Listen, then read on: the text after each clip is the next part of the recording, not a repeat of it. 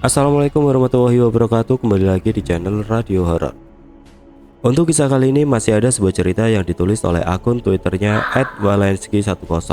Dan untuk kisah yang akan saya bawakan kali ini yaitu sebuah kisah yang berjudul Dosa Masa Lalu. Dan sebelum kita lanjut ke ceritanya, tekan dulu tombol like video ini dan jangan lupa tekan juga tombol subscribe channel ini. Dan nyalakan juga lonceng notifikasinya agar tidak ketinggalan cerita-cerita lainnya dari channel ini. Dan buat teman-teman yang pengen membaca langsung ceritanya, nanti silahkan saja kunjungi linknya yang nanti akan saya sertakan di kolom deskripsi. Dan seperti apa untuk kisah kali ini, langsung saja kita masuk ke ceritanya. Gusti setengah mati menahan kantuk di belakang setir mobil. Di sebelahnya Ratna istrinya duduk sambil memangku Raka, anak mereka yang nampak masih tertidur. "Ini masih jauh, Mas?" tanya Ratna yang nampak kelelahan. "Enggak kok, sebentar lagi sampai," jawab Gusti. Lalu terlihat Raka menggeliat dan langsung menangis. Ratna paham, anaknya haus.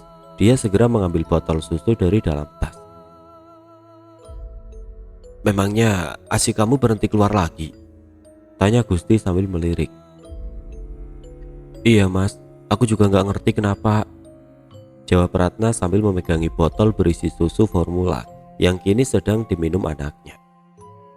"Ya sudah, yang penting kamu harus rajin makan sayur-sayuran biar ASImu lancar," balas Gusti. Ratna mengangguk pelan sambil terus memegang botol susu yang kini isinya tinggal setengah.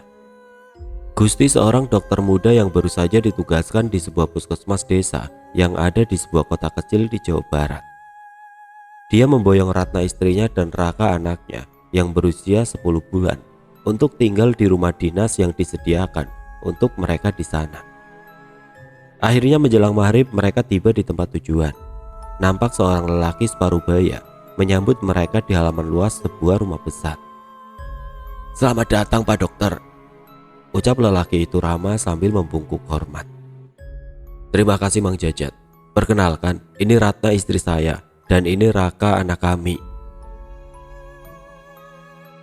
"Selamat datang Bu Ratna.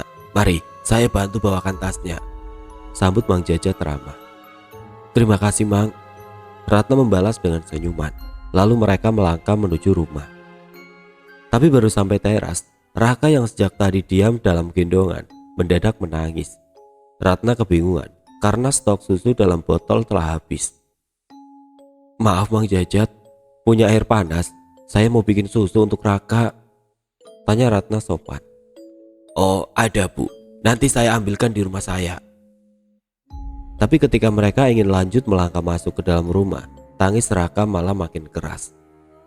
Akhirnya Ratna berhenti di teras, berdiri sambil terus menimang-nimang Raka, berusaha menenangkan anak itu. Melihat hal tersebut, Mang Jajat langsung pamit untuk mengambil air panas di rumahnya yang memang letaknya tidak terlalu jauh. Gusti lanjut masuk ke dalam rumah, membawa tas bawaan mereka. Tidak lama kemudian dia keluar menghampiri istrinya yang masih berdiri di teras. "Rat, lebih baik masuk saja, sebentar lagi maghrib. Tidak baik kalau ada di luar." "Iya Mas, tapi ini Raka nangis terus gak mau berhenti." "Gak apa-apa, bawa masuk saja. Mungkin nanti di dalam dia bisa lebih tenang." Ratna pun menurut, kemudian masuk sambil mengucap, "Bismillah, Assalamualaikum." Dia langsung duduk di kursi ruang tamu, tapi Raka tidak juga kunjung tenang. Ratna memandangi sekeliling ruangan sambil terus menimang-nimang anaknya. Rumah yang nampak sangat tua, namun terlihat kokoh dari bentuk bangunan dan beberapa pilar besar khas arsitektur Belanda. Langit-langit rumah terlihat tinggi. Pintu dan jendelanya pun model lama, berukuran besar dengan kusen kayu dan pintu yang dicat abu-abu. Makin menambah kesan klasik. Tak lama datang Mang Jajat beserta istrinya Cek Eti sambil membawa termos. "Bu Ratna, ini air panasnya. Oh ya, perkenalkan, ini istri saya, Cek Eti," ucap Mang Jajat sambil menaruh termos di atas meja. "Ya ampun Bu, itu anaknya kenapa? Kok nangis sampai begitu?" tanya Cek Eti. "Nggak tahu Cek, sejak sampai di sini dia langsung rewel, sepertinya haus."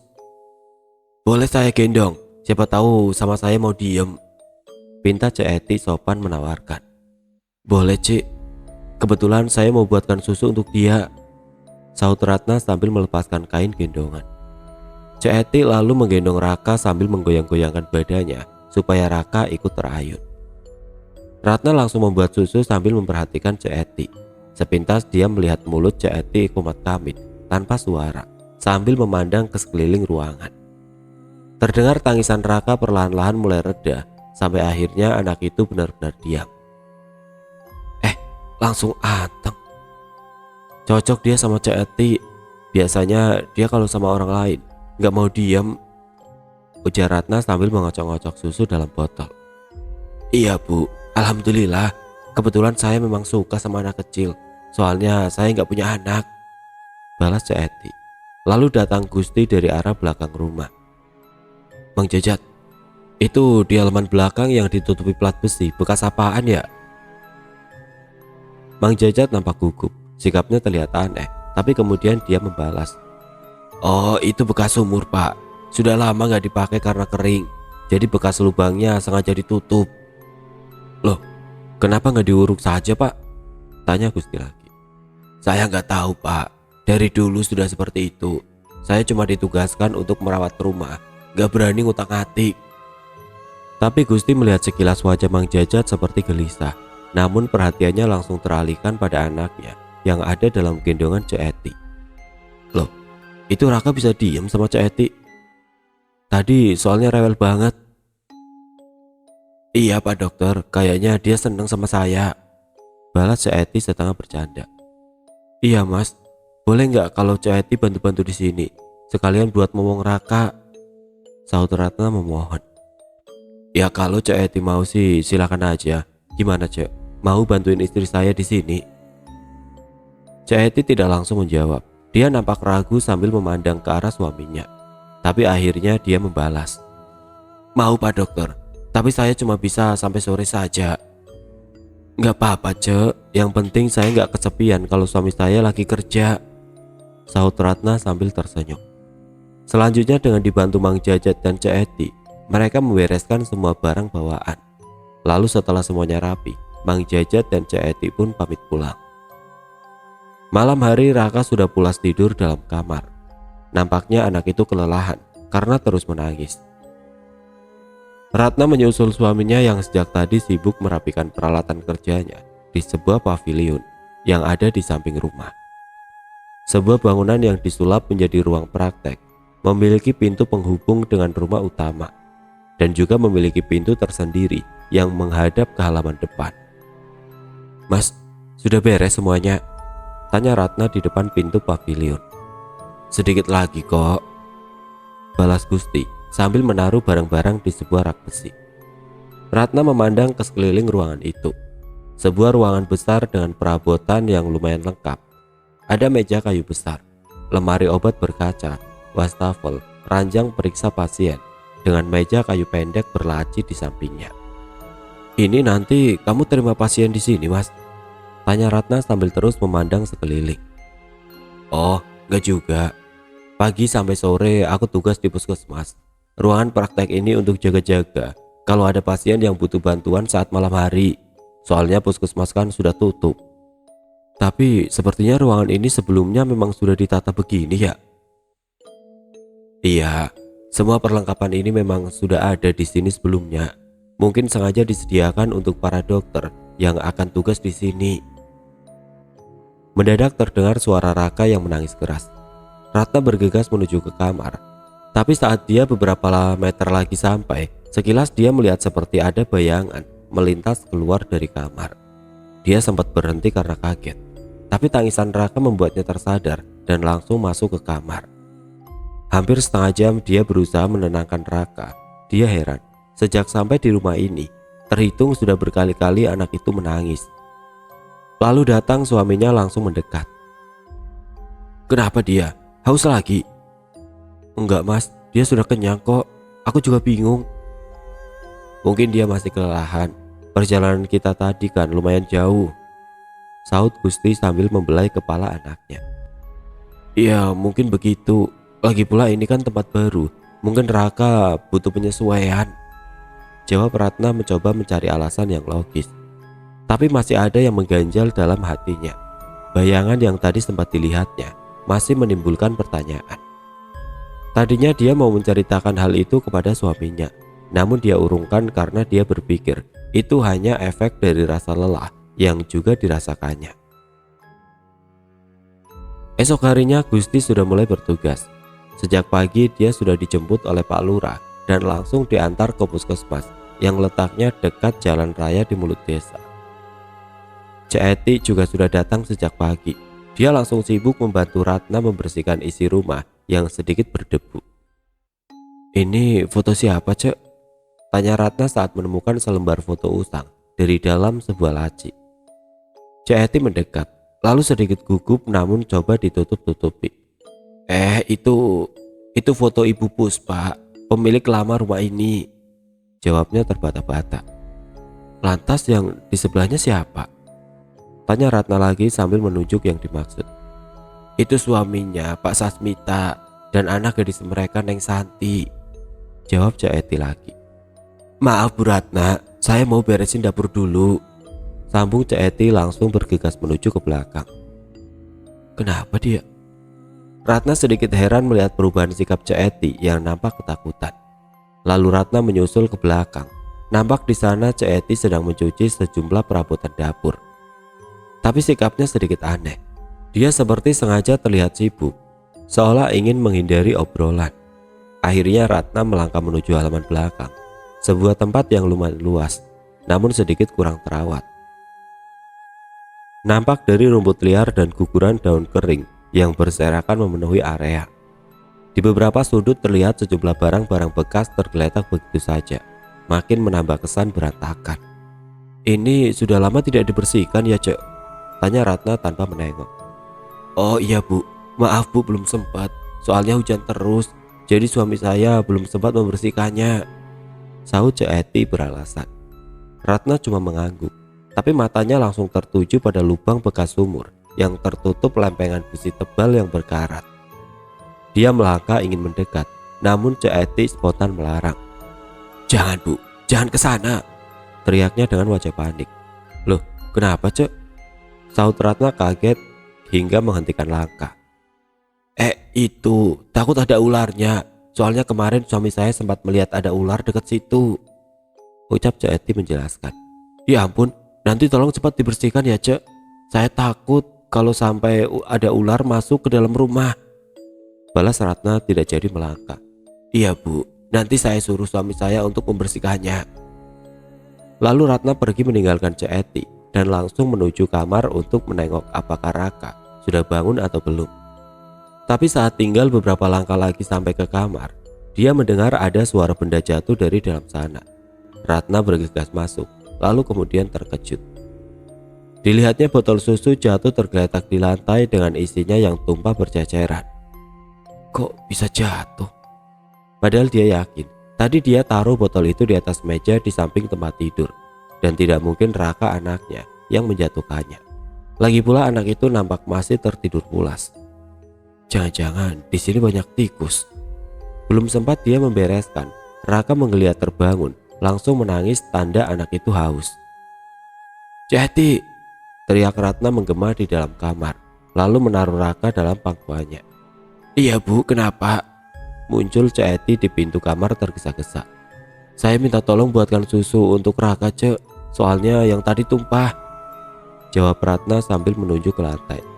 "Baik Bu," jawab Ceti, lalu memungut botol dari lantai sambil membersihkan sisa tumpahannya. Lalu wanita separuh baya itu bergegas ke dapur untuk mencuci botol. Namun kemudian, prak! Dia kaget hingga botol di tangannya terlepas saat melihat ada sosok yang melintas di halaman belakang. Dia langsung memejamkan mata sambil komat-kamit ketakutan hingga tidak menyadari Ratna yang datang mendekat dan sudah berdiri di belakangnya. "Ceti, ada apa?" tanya Ratna heran. "Astagfirullah," jerit Ceti kaget spontan menengok sambil mengelus-ngelus dada. "Gak apa-apa Bu, tadi saya seperti melihat ular di sana," jawabnya sekenanya sambil menunjuk ke halaman belakang. "Ya sudah Cek, pintunya ditutup saja, saya takut nanti ularnya masuk," ujar Ratna lalu berbalik kembali ke kamar. Cak Eti cepat-cepat menutup pintu halaman belakang lalu segera mencuci botol dan bergegas kembali ke kamar. Malam hari, Gusti yang baru selesai menjalani hari pertamanya bertugas nampak sibuk di ruang praktek sambil membolak-balik kertas. Jam menunjukkan pukul 11 malam. Istri dan anaknya sudah tidur sejak tadi. Udara dingin dan sejuk di wilayah itu membuat keduanya tidur lebih cepat. Namun tiba-tiba sayup-sayup terdengar seperti ada suara bayi menangis. Tadinya dia pikir itu suara tangis Raka, tapi setelah disimak ternyata bukan. Dia langsung keluar melalui pintu penghubung lalu menuju ke kamar sekedar untuk memastikan. Terlihat istri dan anaknya sedang tertidur pulas. Namun suara tangis bayi masih terus terdengar. Sejenak dia diam mematung, kembali menyimak lebih seksama. Tapi suara tangis itu seolah berpindah-pindah. Kadang terdengar jauh, kadang terdengar dekat, lalu tiba-tiba menghilang. Akhirnya dia berkesimpulan kalau itu suara tangis anak tetangga. Kemudian dia kembali ke ruang praktek. Tapi baru beberapa saat dia melanjutkan kegiatannya, suara tangisan tadi kembali terdengar. Kini asalnya dari luar, persis di halaman depan ruang prakteknya. Dia segera mendekat ke jendela dan menyibak tirainya untuk melongok keluar. Dia terkejut. Di luar sana nampak seorang wanita sedang membopong bayi mungil sambil menunduk, hingga wajahnya tidak terlihat karena tertutup rambut. Wanita itu berdiri mematung, menghadap ke arah rumah. Pakaiannya nampak lusuh. Siapa malam-malam begini berdiri di situ? Jangan-jangan itu warga yang sedang butuh pertolongan. Segera Gusti membuka pintu, tapi kemudian dia kembali terkejut. Wanita itu tiba-tiba menghilang. Dia makin bingung, lalu melangkah keluar kemudian celingak-celinguk mencari kemana perginya wanita tadi. Kemana dia? Tadi berdiri di sini, tapi cepat sekali dia menghilang. Batin Gusti terheran-heran. Akhirnya setelah tidak menemukan apa yang dia cari, Gusti kembali masuk ke dalam kembali melanjutkan pekerjaannya. Pagi hari saat sarapan, Gusti menanyakan apa yang dilihatnya semalam kepada Cak Eti. Cak, memangnya tetangga sekitar sini ada yang punya bayi? Tanyanya sambil menyuap nasi. Bayi? Setahu saya sih nggak ada, Pak. Memangnya kenapa? Oh, nggak apa-apa. Soalnya semalam saya dengar suara tangisan bayi. Lalu ada perempuan muda berdiri di luar sambil menggendong bayi. Tadinya saya pikir tetangga sekitar sini, balas Gusti. Wajah Cak Eti berubah tegang. Tangannya nampak sedikit gemetar, membuat Gusti sedikit heran. Sudah mau berangkat, Mas? Tiba-tiba Ratna datang sambil menggendong Raka. Iya, selesai sarapan, aku mau langsung berangkat. Ratna duduk di sebelah suaminya lalu berbicara kepada Cak Eti. Cak, jangan lupa ya, kalau bisa hari ini minta tolong Mang Jajat untuk membersihkan halaman belakang, mumpung cuaca cerah. Iya Bu, nanti saya kasih tahu dia. Permisi, saya mau ke belakang dulu, balas Cak Eti lalu bergegas ke dapur. Assalamualaikum, terdengar suara orang di depan rumah. Waalaikumsalam, jawab Gusti dan Ratna bersamaan. Ya sudah Rat, aku sudah dijemput, aku berangkat ya, ucap Gusti lalu bangkit dan langsung ke depan rumah diiringi Ratna di belakangnya. Selamat pagi Pak Dokter. Selamat pagi Bu, ucap seorang pria muda yang berdiri sambil tersenyum di halaman depan. Selamat pagi Kang Deden. Oh ya Rat, perkenalkan ini Kang Deden yang bantu-bantu aku di puskesmas, saut Gusti. Pagi juga Kang Deden, mau sarapan dulu, ucap Ratna ramah. Makasih Bu Ratna, saya sudah sarapan di rumah, balas Deden tidak kalah ramah. Lalu Gusti dan Kang Deden berangkat sambil berjalan kaki menuju ke puskesmas. Dalam perjalanan tiba-tiba Kang Deden menanyakan suatu hal yang aneh. Maaf Pak Dokter, Bapak tinggal di situ hanya untuk sementara atau bagaimana Pak? Ya selama saya bertugas di sini, saya tinggal di rumah itu. Memangnya kenapa? Balas Gusti sambil terus melangkah. Pak Dokter, maaf, bukan saya mau menakut-nakuti, tapi semua warga di sini bilang kalau rumah itu banyak hantunya, ucap Kang Deden. Ah, hantu? Masa hari gini masih percaya yang begituan sih Kang? Jawab Gusti sambil menggeleng-geleng. Betul Pak, orang-orang sering dengar jeritan wanita dan suara tangisan bayi dari rumah itu. balas Kang Deden serius. Gusti sedikit terkejut. Dadanya berdebar mendengar ucapan Deden barusan. Tangisan bayi. Tapi dia memilih tidak mengomentari ucapan Kang Deden tadi dan terus melangkah tanpa banyak bicara. Hari itu Gusti pulang larut malam karena harus mengikuti pertemuan penting di rumah sakit besar di kota. Dia pulang dengan membawa sebuah dus besar berisi sejumlah peralatan bantuan untuk puskesmas. Suasana rumah nampak sunyi. Dia langsung masuk ruang prakteknya untuk menaruh barang bawaan. Tapi ternyata di sana ada istrinya, sedang duduk sambil memangku raka di atas ranjang periksa pasien. Kok di sini, Rat? Tumben? Tanyanya sambil meletakkan bus besar di atas meja. Ratna tidak menjawab. Gusti melirik sambil mencantelkan jas putihnya di gantungan baju. Istrinya cuma diam. Wajahnya nampak murung. Kamu kenapa? Sakit? Tanyanya tanpa menengok sambil mencuci muka di wastafel. Saat sedang mencuci muka, mendadak terdengar suara panggilan dari dalam rumah. Mas, kamu sudah pulang ya? Sayup terdengar suara Ratna memanggil dari sana. Gusti terkejut. Dia langsung menengok ke arah ranjang periksa. Hilang. Istrinya tidak ada lagi di situ. Dia celingak-celinguk mencari kebingungan. Lalu muncul istrinya di depan pintu penghubung rumah. Mas, kamu sudah pulang? Sudah makan belum? Tanya Ratna yang kini berdiri di depan pintu. Gusti tidak menjawab. Dia nampak kebingungan. Lalu Ratna kembali bertanya. Mas, kamu kenapa sih? Kok seperti kebingungan gitu? Tanyanya heran. Oh, enggak apa-apa. Aku sudah makan kok tadi. Ya sudah, aku tinggal ya. Soalnya aku mau buat susu untuk Raka. Balas Ratna lalu melangkah pergi. Gusti mengangguk pelan, lalu segera membereskan barang bawaannya dan bergegas meninggalkan ruangan itu. Jam dinding menunjukkan pukul 1:30 dini hari. Terlihat Ratna dan Raka telah pulas tertidur, namun Gusti tidak kunjung bisa memejamkan mata. Mendadak sayup-sayup dia mendengar suara wanita merintih. Sakit, sakit.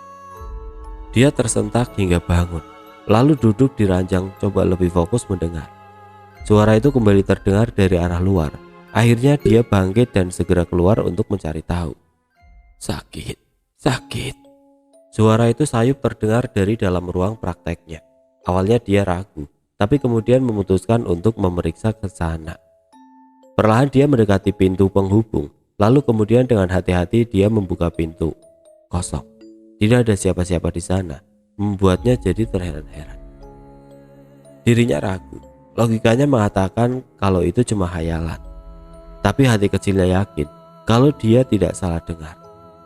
Lalu dia masuk mendekat ke ranjang pasien, nampak normal-normal saja. Akhirnya dia berkesimpulan kalau itu cuma halusinasi saja, efek dari rasa lelah yang mendera dirinya. Lalu dia segera kembali ke kamar. Keesokan harinya pagi-pagi di meja makan, Ratna berpesan kepada Gusti sebelum berangkat. Mas, nanti kalau sempat coba tolong periksa Mang Jajat ya, nampaknya dia sakit. Ucap istrinya membuyarkan lamunannya. Sakit? Sakit apa? Balas Gusti heran. Aku gak tahu, kemarin saat dia membersihkan halaman belakang, tiba-tiba saja dia menggigil, badannya demam, lalu muntah-muntah, sepertinya masuk angin. Jawab Ratna. Kenapa nggak langsung dibawa ke puskesmas saja? Tanya Gusti lagi. Sudah, tapi Mang Jajat gak mau. Dia mau pulang saja. Padahal wajahnya pucat sekali. Balas Ratna lagi. Oh gitu. Ya udah, nanti aku mampir ke rumah dia. Akhirnya pagi itu sebelum ke puskesmas, Gusti mampir ke rumah Mang Jajat. Nampak pria itu terbaring ditemani oleh Cek Eti yang duduk di samping ranjangnya. Setelah selesai diperiksa, Mang Jajat berucap dengan nada lemah.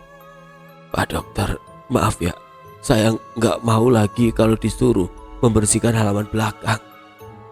Maaf banget Pak dokter. Ucapnya lirik.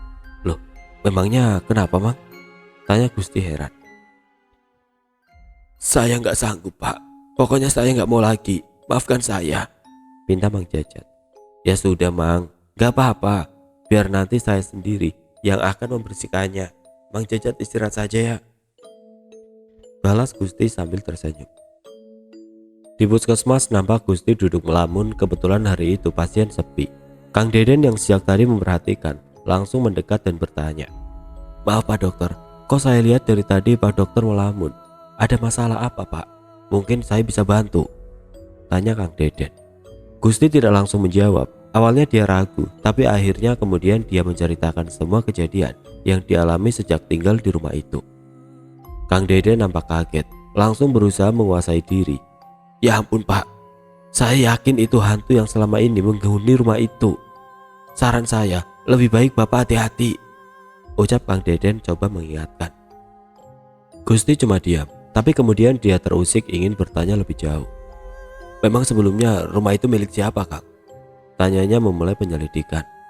Setahu saya rumah itu dulu milik keluarga Dr. Puspa, warisan turun-temurun dari orang tuanya, jawab Kang Deden. Dr. Puspa? Tanya Gusti kaget. Iya Pak, dulu sebelum ada puskesmas ini, Dr. Puspa telah lebih dulu membuka klinik di rumahnya, jawab Kang Deden lagi. Lalu sekarang dia ada di mana? Tanya Gusti penasaran. Saya kurang tahu Pak, menurut cerita suatu hari Dr. Puspa dan suaminya pergi begitu saja meninggalkan rumah itu. Tidak ada yang tahu mengapa mereka pergi, jawab Kang Deden. Oh gitu, kok aneh ya? Rumah sebesar itu ditinggal begitu saja, tanya Gusti kembali. Iya Pak, saya juga kurang tahu persis. Soalnya kejadian itu sudah lama sekali dan waktu itu saya belum tinggal di sini. Tapi Pak, menurut saya mungkin saja Dr. Puspa dan suaminya pergi karena tidak tahan diganggu hantu itu Pak, sambung Kang Deden dengan wajah serius.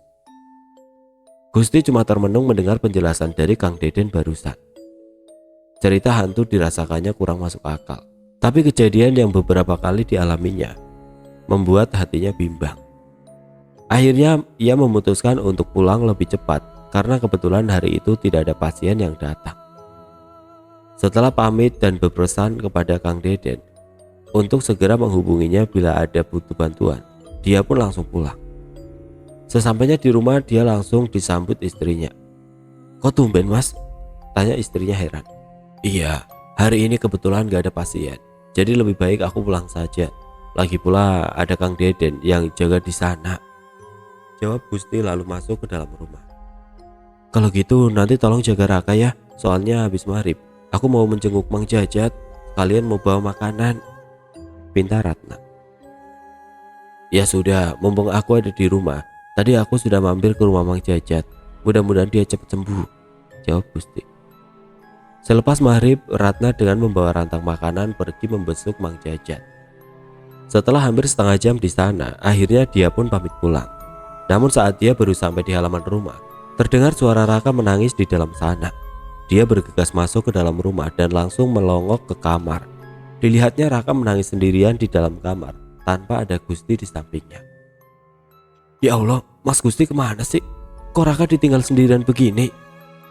Ucapnya beringsut kesal. Lalu dia segera memangku Raka dan memberikan susu yang sudah tersedia di dalam botol. Anak itu nampak dengan lahap meminum susu. Dia sepertinya sangat kehausan. Ratna tersenyum sambil menatap anaknya yang ada di dalam pangkuannya. Tapi tiba-tiba, loh, kamu sudah pulang? Kok gak kedengeran masuknya?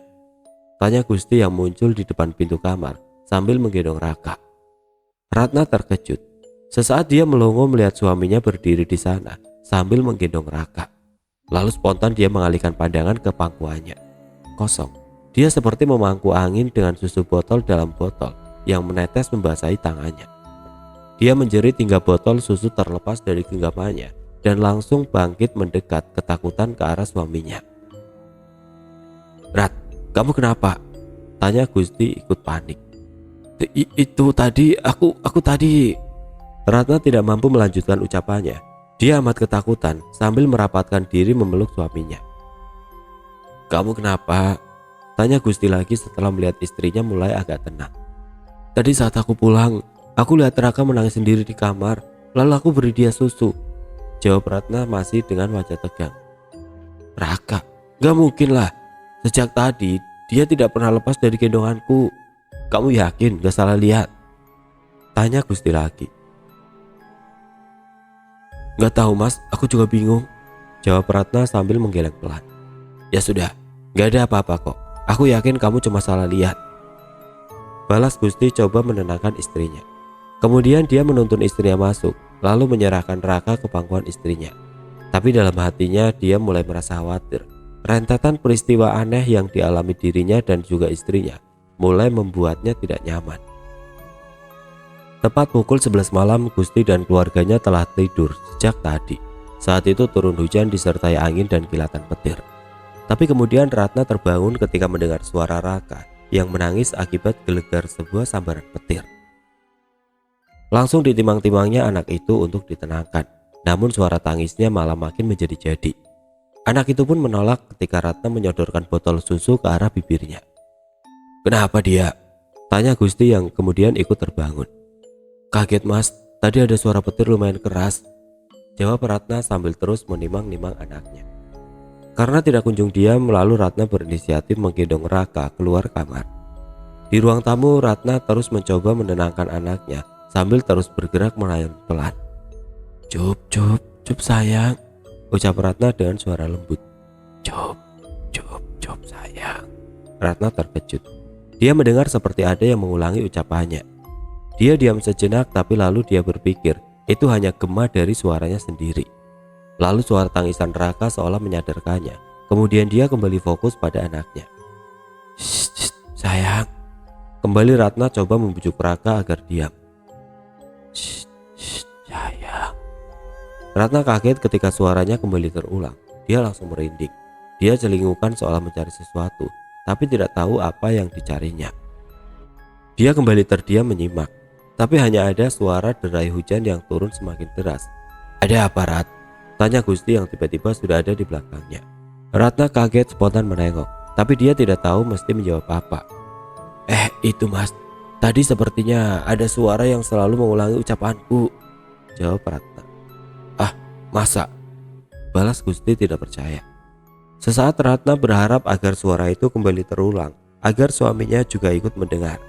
Tapi setelah saat menunggu, suara itu tidak lagi terdengar. "Tidur lagi yuk, itu Raka sudah diam. Ini sudah larut malam," ucap Gusti sengaja menurunkan ketegangan. Ratna pun mengangguk. Dia ikut melangkah saat suaminya merangkul dan mengajaknya kembali masuk ke kamar. Tapi dalam hatinya masih bertanya-tanya suara siapa tadi. Esok harinya kebetulan hari libur. Gusti berencana untuk membersihkan halaman belakang dengan peralatan seadanya. Dia mulai membabat rumput liar yang sudah meninggi.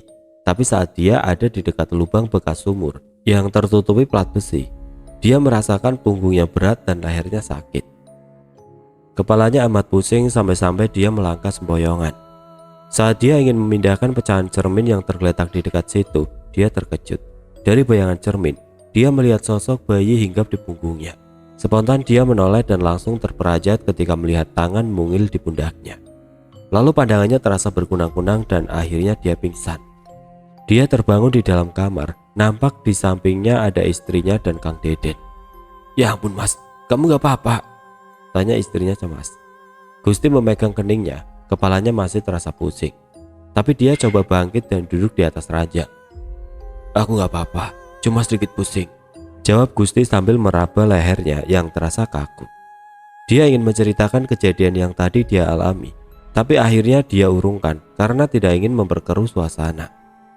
"Tadi kamu pingsan di halaman belakang. Aku langsung telepon Kang Deden untuk minta tolong. Aku takut kamu kenapa-napa," sahut istrinya khawatir. "Iya Pak Dokter, untung saya ada di rumah, jadi bisa langsung cepat ke sini. Pak Dokter nggak apa-apa." "Nggak apa-apa Den, makasih ya sudah mau nolong saya," jawab Gusti coba memaksakan tersenyum. "Sama-sama Pak. Ya sudah, kalau begitu saya pamit ya.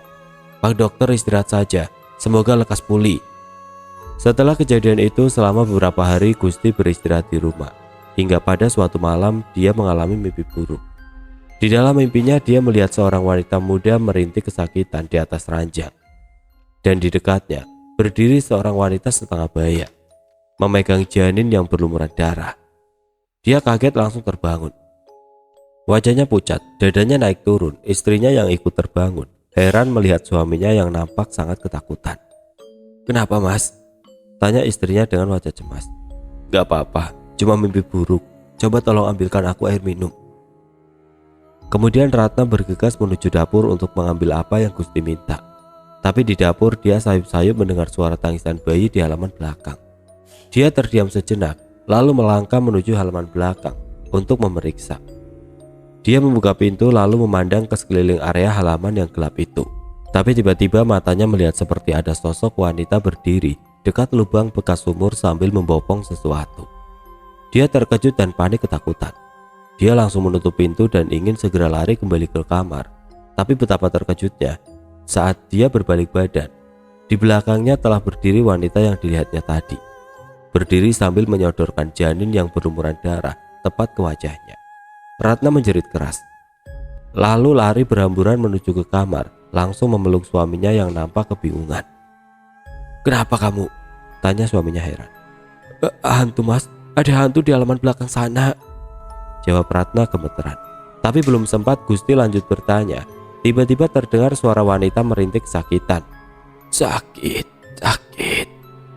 Gusti dan Ratna saling pandang dengan wajah pucat memutih. Kemudian Ratna dengan sigap menggendong dan memeluk Raka yang masih tertidur pulas. "Mas, aku takut mas," ucap Ratna sambil memeluk erat anaknya. "Kamu tunggu di sini, biar aku yang periksa keluar," ucap Gusti perlahan keluar dari kamar. Dia mengendap-endap menuju sumber suara yang ternyata berasal dari ruang praktek. Sebenarnya dia takut, tapi dia coba paksakan nyalinya untuk tetap memeriksa ke sana. Perlahan dia buka pintu penghubung ke ruang praktek, lalu tercengang saat melihat pemandangan yang ada di dalam sana. Ya Allah, di atas ranjang pasien, seorang wanita berbaring mengangkang dengan selangkangan yang berlumuran darah, merintih kesakitan. Tiba-tiba wanita itu menjerit melengking. Ruangan bergetar keras hingga membuat seluruh benda yang ada di dalam ruangan itu berjatuhan ke lantai. Gusti langsung lari terbirit-birit menuju ke kamar tidur. Di sana nampak istrinya mendekap erat Raka dengan wajah seputih kapas. "Suara apa itu mas?" tanya istrinya gemetar. "Ayo Rat, kita harus segera keluar dari sini, bahaya," jawabnya langsung membawa istri dan anaknya keluar kamar. Tapi betapa terkejutnya mereka ketika melihat ruang tamu yang sudah berantakan. Dan di sudut sana, seorang wanita berdiri sambil menyodorkan janin yang berlumuran darah ke arah mereka. Keduanya sesaat diam bagai terhipnotis melihat pemandangan mengerikan yang ada di hadapan mereka. Tapi kemudian Gusti seperti tersadar dan langsung bertindak cepat. "Ayo cepat Rat," teriak Gusti sambil menarik tangan istrinya lalu setengah berlari keluar dari rumah itu. Sesampainya di luar mereka kebingungan, tidak tahu harus kemana. Tapi mendadak Gusti seolah mendapat ilham. "Ke rumah Mang Jajat," teriaknya langsung melangkah cepat diikuti istrinya menuju rumah Mang Jajat. Mang Jajat," teriak Gusti sambil mengetuk pintu dengan keras dan cepat. Pintu dibuka dari dalam, nampak Cek Eti muncul di depan pintu. "Ya Allah Pak, Bu, ada apa?" "Cek Eti, tolong Cek, di rumah ada hantu," jawab Ratna dengan wajah ketakutan. "Astaga, ya sudah, ayo masuk," balas Cek Eti ikut panik. Gusti dan Ratna langsung mempersilahkan duduk. Ratna masih terus memeluk erat Raka yang sejak tadi ada dalam dekapannya. Mang Jajat muncul dari dalam kamar terheran-heran. "Ada apa Pak, Bu? Kok seperti ketakutan begitu?" tanya Mang Jajat. "Mang Jajat, di rumah ada hantu wanita. Rumah dibuat berantakan," ucap Gusti dengan suara panik. "Ya Allah, dia muncul lagi." "Dia siapa Mang?" "Nanti saya ceritakan Pak. Lebih baik Bapak dan Ibu sementara menginap di sini. Kasihan anak kalian," sambung Mang Jajat lagi. "Ayo Bu Ratna, bawa Raka masuk ke kamar. Kasihan dia," ucap Cek Eti lalu menuntun keduanya masuk ke dalam kamar. "Sebenarnya apa yang terjadi di rumah itu Mang?"